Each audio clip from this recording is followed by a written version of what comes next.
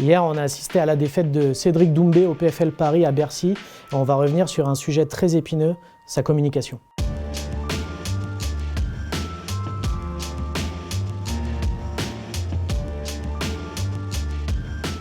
La stratégie de Cédric Doumbé, c'était la même que d'habitude en fait. C'est-à-dire, il fait beaucoup de bruit avant le combat, il est dans la provocation, il fait des parodies qui sont très marrantes et qui sont très suivies sur les réseaux sociaux, sur sa chaîne YouTube. Et du coup, il crée une espèce d'émulation autour d'un combat. Ça devient un événement. Ce combat, on avait dit que c'était le combat franco-français le plus attendu depuis la légalisation du MMA en 2020. Et Cédric Doumbé, il a réussi son coup de com' parce que tout le monde en parlait. Il y avait aussi le fait qu'il a réussi à remplir l'Accor Arena en 20 minutes il y a 3 mois. Il y avait une grosse pression aussi sur son adversaire Baki, qui est bien plus jeune que lui, qui a 10 ans de moins que lui. Il avait d'ailleurs promis qu'il allait mettre Baki KO dès le premier round. Il avait dit que Baki, finalement, ce n'était que de l'eau. C'est de l'eau. 20 000 personnes, c'est de l'eau.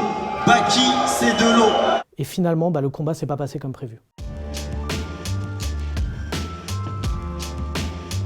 Vous l'avez tous vu, Doumbé a perdu et sa com finalement s'est retournée contre lui. On a vu que les réseaux sociaux étaient en feu après le combat parce que justement tous ses haters lui sont tombés dessus. On a vu des mèmes, on a vu des vannes, on a vu des échardes grandes comme ça, des grandes images pour se moquer de lui. Et finalement, Cédric Doumbé, en super bon communicant qu'il est, il a tout de suite pris la carte autodérision. Il a commencé plutôt à plaisanter avec ses haters, à essayer de dédramatiser parce qu'il fallait un petit peu qu'il sauve la face. Mais dans sa com d'après-combat, quand il est venu en conférence de presse, Cédric Doumbé, il a essayé un petit peu de réécrire l'histoire parce qu'il nous a dit que finalement, sa stratégie, c'était pas de mettre KO Baki au premier round, mais de disputer ces 3 rounds et de pourquoi pas mettre Baki KO au 3e round. On a senti qu'il n'était pas très à l'aise avec ça, il était évidemment dans l'émotion, il était en colère contre l'arbitre et il était aussi en colère contre lui-même parce qu'il n'a pas réussi à appliquer sa stratégie. Déjà, son avenir au PFL, il n'est pas en danger parce que Cédric Doumbé, il a signé un contrat pour plusieurs combats. Donc voilà, c'est un coup d'arrêt.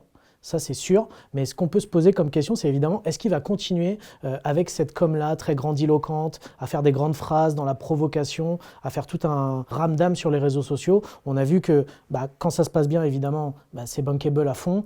Mais par contre, quand il n'arrive pas à tenir toutes ses promesses, ça se retourne contre lui. Et là, pour le coup, pour l'avenir, c'est plus inquiétant parce qu'on a déjà vu plein de combattants qui étaient eux aussi des grands trash talkers, qui commençaient leur carrière en MMA, qui avaient 4, 5, 6-0, prendre un énorme KO ou un énorme coup d'arrêt derrière et ne plus exister après sur la scène internationale. Donc pour Cédric Doumbé, maintenant l'avenir, c'est déjà de redorer son blason en termes de communication, ça passe peut-être par un changement et surtout de gagner son prochain combat parce qu'il a vraiment plus le droit à l'erreur maintenant.